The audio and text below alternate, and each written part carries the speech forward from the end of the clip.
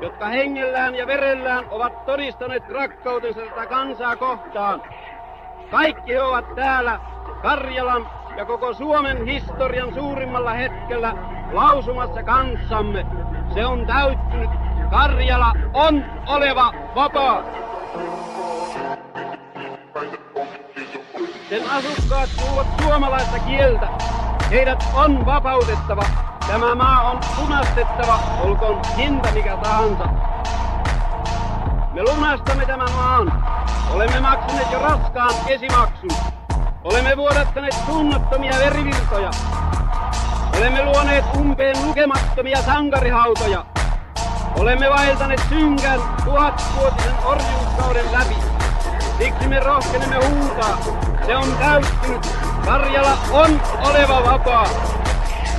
Karjalan heimon vihaa Suomen kansan vihassa. Se on ollut kauan irtireväistynä sen ruumiista. Välillä on ollut kuin märkivä haava. Vääryyden ja väkivallan raja. Nyt sitä ei ole enää. Liha on kasvanut lihaan. Suomi äiti on terve ja voimakas. Yhdyn koko sydämestäni edellisen puhujan esitykseen.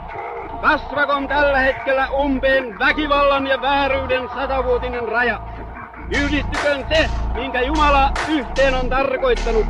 Muodostukoon yksi ja ainoa suomalaisten valtakunta, Suur-Suomi.